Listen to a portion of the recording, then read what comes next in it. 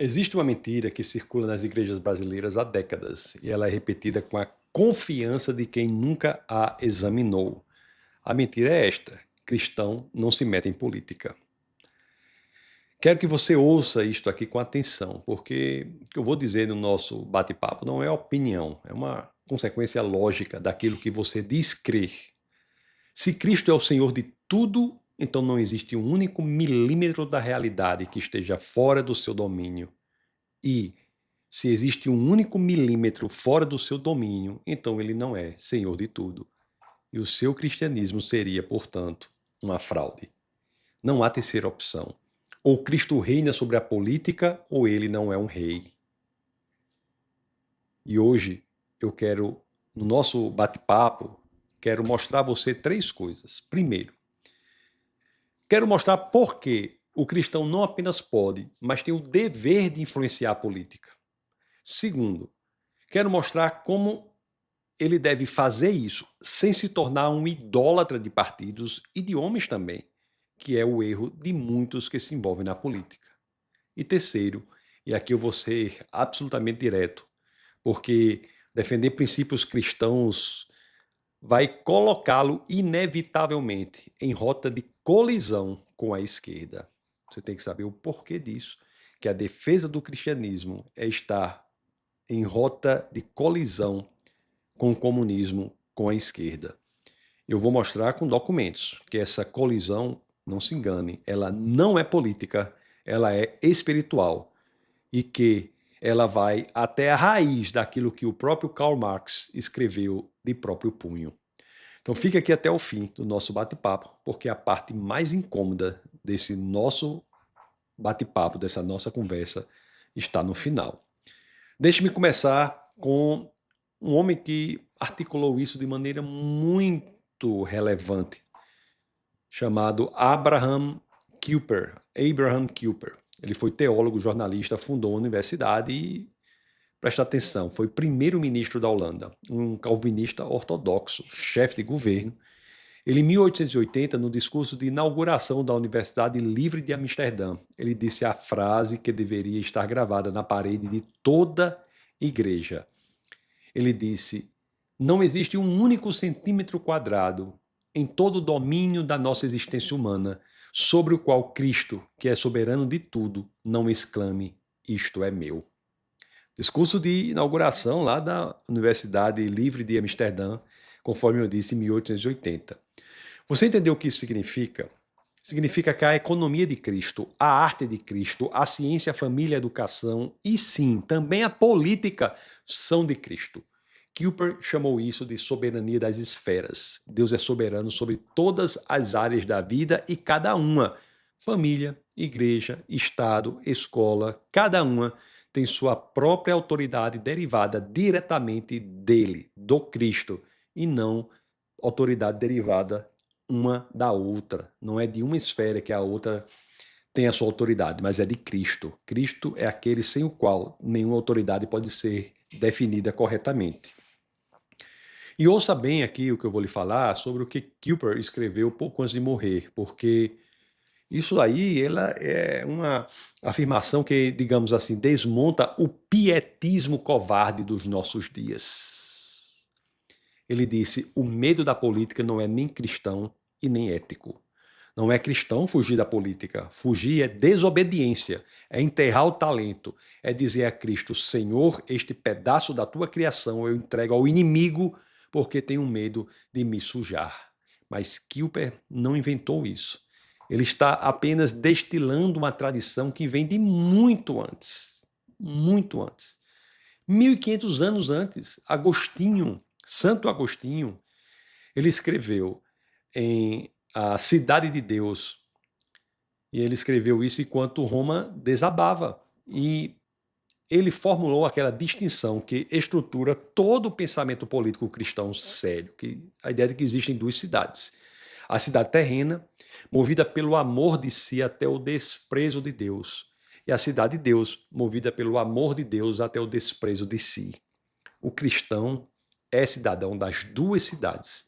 Ele peregrina na cidade terrena, mas não pertence a ela, não têm uma relação de pertencimento a ela. E atenção, Agostinho não disse para o cristão abandonar a cidade terrena. Ele disse que o cristão participava dela, participa da cidade terrena, cumpre suas obrigações civis, busca a paz temporal, mas com uma condição inegociável. A moralidade e as leis da cidade dos homens devem estar subordinadas aos princípios da cidade de Deus. Você entendeu a lógica? Aqui, o Estado é um meio, nunca um fim. Como disse Daniel Rops, falando sobre Agostinho, ele disse que o Estado nunca pode ser o fim supremo da sociedade e do indivíduo. Está correto.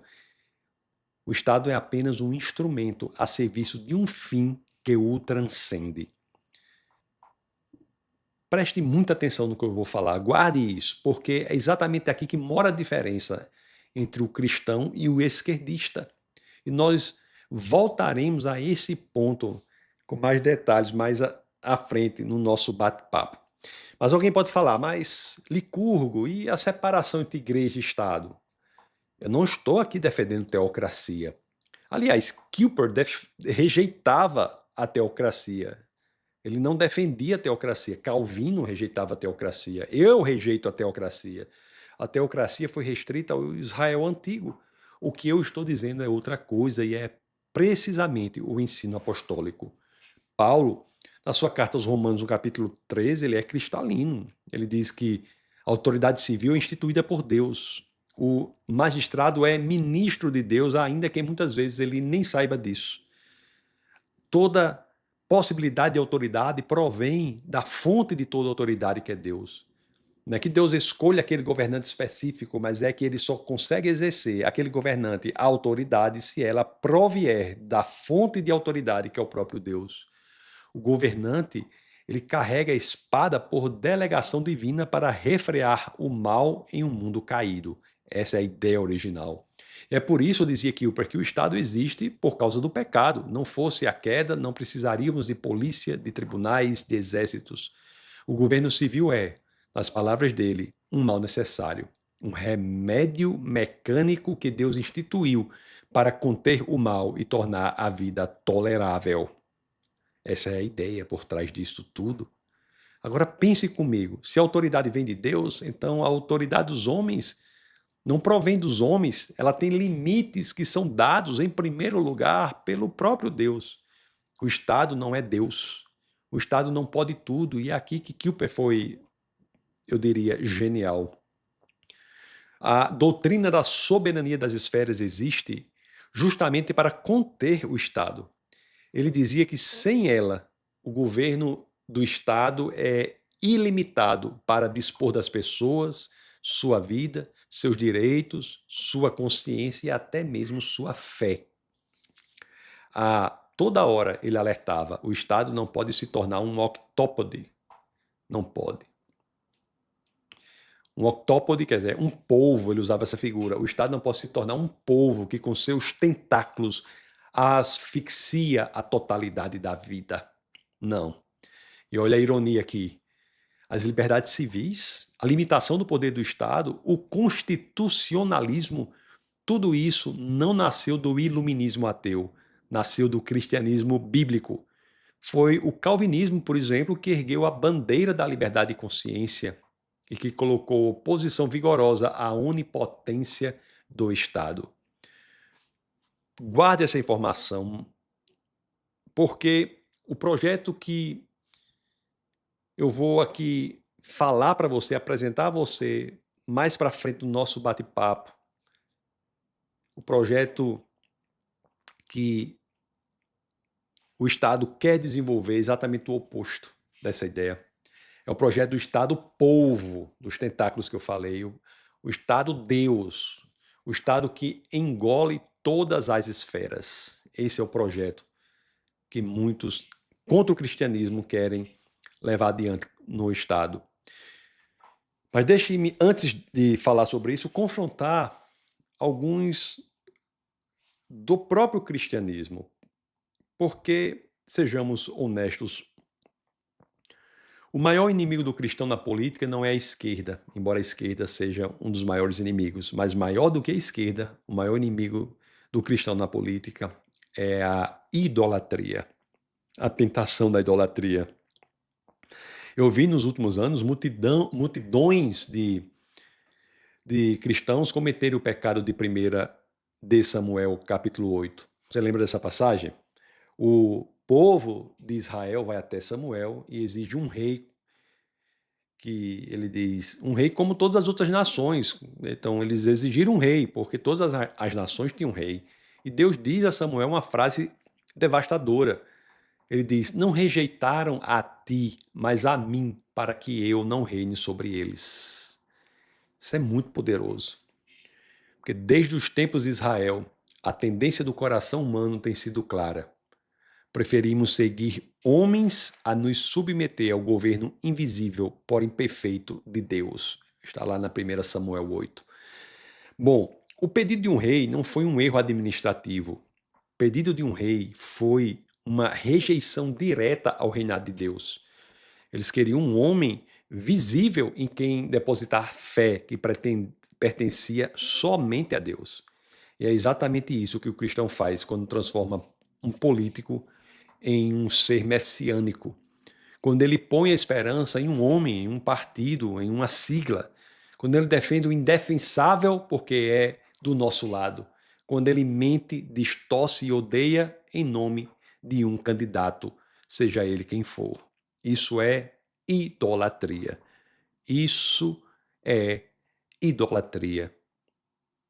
E veja que nas Escrituras o oposto da crença no único e verdadeiro Deus não é o ateísmo, é a idolatria. A Escritura quanto à idolatria e em relação a isso é brutal. Lá no Salmo 146 diz: não confie em príncipes, em meros mortais, incapazes de salvar. Quando o seu espírito se vai, eles voltam ao pó. Naquele mesmo dia, os seus planos ficam por nada. Salmo 146, versos 3 e 4. Não confiem em príncipes, não confiem em presidentes, não confiem em homens, eles morrem. Os planos deles viram pó. A sua confiança pertence a um único rei e ele não está em uma urna, não está. É aqui que eu chego ao coração aqui de tudo que eu estou dizendo no nosso bate-papo.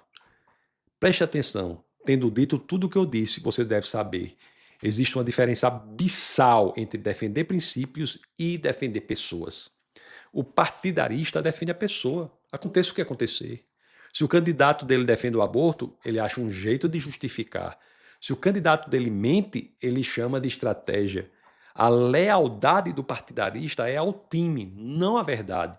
E a fé jamais negocia valores. O cristão, ele faz o contrário. Ele não pergunta de que lado o homem está. Ele pergunta o que ele defende é verdadeiro, é justo, está conforme a lei de Deus.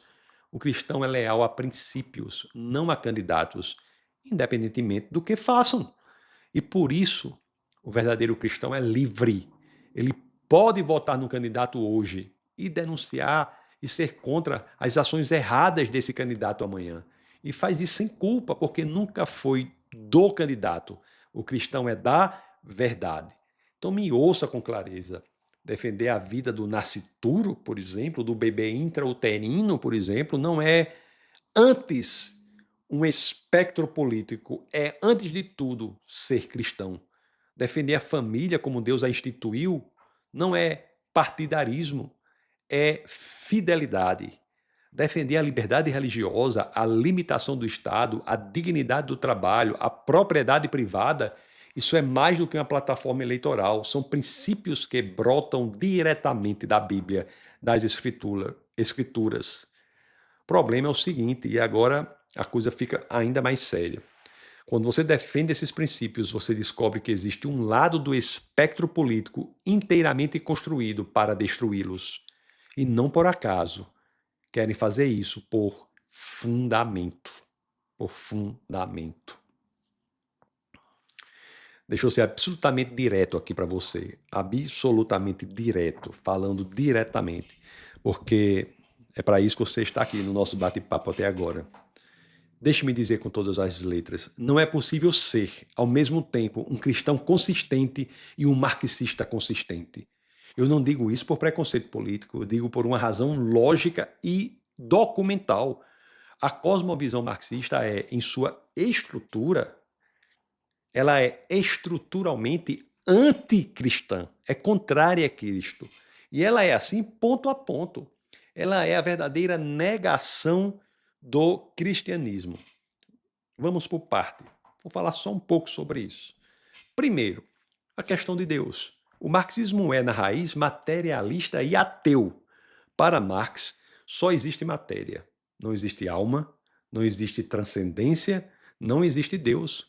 E Marx foi explícito sobre o lugar da religião. Ele a chamou de ópio do povo, um anestésico, uma ilusão criada pelos oprimidos para suportar a miséria e que, portanto, precisa ser eliminada para que o homem encare a realidade puramente material. Onde o cristão diz, no princípio era o verbo, o marxista diz, no princípio era a matéria. São cosmovisões que não negociam, uma exclui a outra. Segundo, aspecto da antropologia. Quem é o homem? Para o cristão, o homem é imagem de Deus, criado, caído, mas dotado de dignidade infinita e também de responsabilidade moral pessoal. Para o marxismo, o homem é produto das condições materiais. Ele não é pecador, ele é vítima. O mal não está no coração humano, está nas estruturas. Mude as estruturas, tem a abolição da propriedade para o marxismo e o homem se tornará bom. Você percebe a gravidade disso? O marxismo nega o pecado, e quem nega o pecado nega a necessidade da cruz. Se o problema do homem são as estruturas econômicas, então Cristo não precisava morrer. Bastava uma revolução. O marxismo é, portanto, uma falsa soteriologia, uma doutrina rival da salvação, que troca a redenção em Cristo pela redenção pela revolução e o reino de Deus pelo paraíso terreno do Estado. Terceiro, a questão da moral. Para o cristão, o bem e o mal são absolutos, ancorados no caráter de Deus, em quem Deus é. Para o marxismo, a moral é superestrutura. Ela é determinada pela classe, pelo momento histórico. Não há bem e mal eternos, apenas o que serve à revolução e o que atrapalha a revolução. É por isso que regimes marxistas conseguem justificar o assassinato de dezenas de milhões. Para eles, não havia uma lei moral acima do partido, o partido era a lei moral. Deixe-me continuar, ainda penso quarto. E este é o mais atual, não pode ficar de fora, a questão da família. O neomarxismo cultural, o herdeiro da escola de Frankfurt, entendeu uma coisa que Marx não tinha completado. Para destruir a ordem cristã, é preciso destruir suas instituições mediadoras. A família primeiro, depois a igreja, depois toda autoridade que não seja o Estado. E o projeto do Estado-povo, que nós, no nosso início da nossa conversa, esse projeto de Kuyper, que Kuyper, nos advertiu, esse projeto do Estado-povo, que é o Estado que devora todas as esferas, que se coloca entre o pai e o filho, que reivindica para si o que pertence a Deus. Então, quando alguém disser a você, dá para conciliar Jesus e Marx, essa pessoa não conhece Jesus, ou não conhece Marx, ou não conhece nenhum dos dois. Os padres da teologia da libertação gastaram e ainda gastam o sacerdócio todo tentando achar pontos de conexão entre a mensagem de puro amor de Cristo e uma doutrina fundada nas palavras de um determinado crítico, fundadas sobre o ódio, o engano e a aniquilação de segmentos inteiros da sociedade. Está na obra lá de José de Castillo. É uma contradição nos próprios termos. A colisão entre o cristão e a esquerda, portanto, não é briga de torcida pessoal, é um choque de cosmovisões inconciliáveis. É Deus versus a matéria. É o pecado versus a estrutura, é a cruz versus a revolução. E agora eu vou mostrar a você onde ou até onde essa raiz desce. Aí, essa raiz desce. Presta atenção.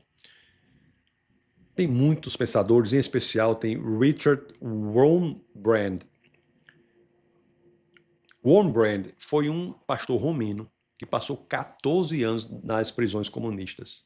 Foi torturado, isolado, quase morto pelo regime marxista por causa da sua fé. Ele conheceu o comunismo não nos livros, mas na própria carne. E quando ele saiu, escreveu um livro perturbador chamado Marx e Satanás. Nesse livro, Warren Brand levanta uma tese que a maioria das pessoas nunca ouviu, porque a esquerda tem todo o interesse de escondê-la. E algo parecido com isso está no meu próximo livro, que vai sair agora. Já está na editora, sobre esse mesmo assunto, só que com aprofundamentos em áreas mais específicas. A ideia geral é que é do jovem Karl Marx. Antes de ser comunista, ele escreveu poemas. E esses poemas não falam de economia, não falam de operários, não falam de mais-valia. Eles falam da destruição, de pactos infernais e de ódio a Deus. Conforme eu disse, eu mesmo publicarei um livro aí neste ano sobre esse assunto. É muito importante que isso fique claro. E eu quero ser intelectualmente honesto com você aqui, como estou sendo também no livro que vai sair. Porque é assim que devemos trabalhar. Eu não quero dizer a você que Marx era um satanista no sentido de que assinava deliberadamente pactos em rituais. Não tenho como provar isso. Mas o que eu posso fazer é mostrar o que ele escreveu com as próprias palavras de Marx e deixar você tirar a sua conclusão se essa ideia não está tão perto de Marx como a gente pode notar. Porque os documentos são públicos, estão lá no Marxista Oficial, né, que é os arquivos da internet dos marxistas, é Marxists Internet Archive. Não é teoria da conspiração, pessoal, é a obra de Marx. Então, olha o que Marx ele escreve. Em um dos seus poemas ele diz assim, ó, acho que é o Violonista, esse poema de 1837. Ele diz: minha espada negra como sangue eu mergulho na tua alma. Essa arte Deus nem quer nem conhece. Ela salta para o cérebro vindo das névoas negras do inferno. Ele escreve isso. Sabe, tem outra. Olha o que ele escreve também. Ele diz assim, abre aspas, né? Com Satanás eu fechei meu trato. Ele marca os sinais, marca o tempo para mim. Eu toco a marcha da morte rápida e livre. Pessoal, não fui eu que escrevi isso não, foi Karl Marx. Aos 19 anos está no arquivo oficial do marxismo. O Warren Brand chama a atenção para um detalhe muito importante aqui, que nos rituais de cultos satânicos, o adepto compra uma espada encantada e assina com o próprio sangue um contrato entregando a alma ao diabo após a morte. Nos versos de Marx, a espada vendida pelo príncipe das trevas, abre aspas, que marca o tempo e traça os sinais. Imagine essa imagem. Tem muito mais, vou falar lá no livro. Há um drama poético que Marx escreveu chamado Oulanem. Oulanem. Há muitos que consideram o nome Oulanem um anagrama, que é o nome Emmanuel, que é Deus conosco, o nome do Cristo, portanto, escrito ao contrário, com alguns elementos de escrever foneticamente ao contrário. Bom, e o que diz o protagonista desse drama? O que diz Marx? Ele diz assim, abre aspas, ele diz: em breve estreitarei a eternidade em meus braços, e em breve proferirei gigantescas maldições contra a humanidade. Ele diz também: destruirei com maldições permanentes o mundo que se interpõe entre mim e o abismo. Ao me abraçar, o mundo morrerá sem um gemido e afundará no nada mais absoluto, morto, sem existência. Isso sim seria realmente viver. Ele profere maldições contra a humanidade, vontade de destruir o mundo, o nada absoluto apresentado como uma verdadeira vida. Isso não é economia política, meu querido. Isso é uma teologia invertida. Isso é satanismo. Isso é uma cosmovisão da destruição. E para você ver que eu não estou aqui nem dependendo de uma fonte de segunda mão. Está, eu repito, lá no Arquivo Marxista Oficial. Você pode ler com seus próprios olhos. Procure lá um poema chamado A Donzela Pálida, de Marx. E lá você vai ler o que ele escreveu. Ele diz assim, ó: assim eu perdi o céu, eu sei disso muito bem. Minha alma, outrora fiel a Deus, está agora escolhida para o inferno. É o que Marx diz. Minha alma, outrora fiel a Deus. Outrora. Houve um tempo em que ela foi fiel a Deus. E ele diz, e agora está, nas palavras de Marx, escolhida para o inferno. Pergunta a você, é coincidência que a ideologia mais sistematicamente anticristã da história moderna, a que matou mais cristãos do que qualquer outra, a que fechou mais igrejas, a que perseguiu homens como Wurmbrand nas masmorras, é coincidência que essa ideologia tenha nascido da mente de um homem que, na juventude, escreveu que fechou um trato com Satanás, que sua alma foi escolhida para o inferno e que sonhava em destruir o mundo e amaldiçoar a humanidade? É coincidência? Não me parece coincidência. Quem acredita em coincidências dessa magnitude? A árvore se conhece pelos frutos, foi o que disse Cristo. E a árvore do marxismo deu em todo lugar onde foi plantada. União Soviética, China, Camboja, Coreia do Norte, Cuba, essa árvore deu os mesmos frutos. Gulag, fome, perseguição religiosa, pilhas de cadáveres, mais de 100 milhões de mortos no século XX. Fruto que denuncia a raiz satânica do marxismo. A raiz satânica. Então, vamos entender tudo. O cristão deve se envolver na política, sim. E não é opção, é mandato, é dever. Porque não há 1 centímetro da criação que não pertence a Cristo. E abandonar a política é entregar esse território ao inimigo. Mas, ouça bem o que eu estou dizendo, o cristão se envolve de um jeito radicalmente diferente do mundo. Ele não idolatra homens, porque sabe que não há salvação nos filhos dos homens. Ele não vende a alma a um partido, porque a alma dele já tem dono. Ele não é leal a siglas, é leal a princípios que brotam da palavra de Deus. A santidade da vida, a verdade da família, a dignidade da pessoa, a liberdade de consciência, a limitação do Estado. E é justamente por ser leal a esses princípios que ele vê, queira você ou não, ele vê a si próprio, ele se coloca necessariamente em oposição à esquerda. O cristão deve se colocar contra a esquerda, não por birra, não por torcida, não porque a cosmovisão da esquerda é isso. Por que ele deve se colocar contra a esquerda? Simplesmente pelo fato de que a cosmovisão esquerdista, a cosmovisão marxista é, na sua própria estrutura, a negação, ponto a ponto por ponto, do cristianismo. A esquerda nega Deus, nega o pecado, nega a moral absoluta, nega a família e diviniza o Estado. E porque no fundo dessa raiz, como o próprio punho de Marx registrou, não há apenas um verso errado econômico. Na base não há apenas um erro econômico, há uma revolta espiritual contra o céu. Esse é o seu chamado. Não seja um pietista. Cuidado com o pietismo covarde. Não seja um pietista covarde que se esconde atrás da ideia de cristão não se mete em política. Mas também não seja um idólatra que troca Cristo por um candidato. Seja a terceira coisa, a única coisa que a Escritura autoriza você a ser, um homem radicalmente de princípios, debaixo do senhorio de Cristo, em cada esfera da vida, sem ceder 1 único centímetro. Porque o reino não se conquista com a espada negra de Marx. Conquista-se com a verdade, com a fidelidade e com a coragem de não se ajoelhar diante de nenhum ídolo, nem o da esquerda, nem o do seu próprio lado. Cristo é rei de tudo, inclusive disto. Se você não é inscrito no canal, se inscreva. acione o sino de notificações, compartilhe esse vídeo com todas as pessoas que estão preocupadas com a política.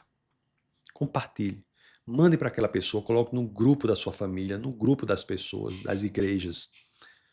Nós precisamos de um envolvimento muito sério. Muito sério. E se você quer se aprofundar ainda mais, aqui na descrição do vídeo tem um link para o Licurgo Academy, assim como também o link para o meu grupo no WhatsApp, grupo de estudos. Deus abençoe você poderosamente e lhe dê a coragem necessária para que juntos possamos proclamar a verdade neste mundo que se regozija na mentira. Que Deus abençoe você e até o próximo vídeo.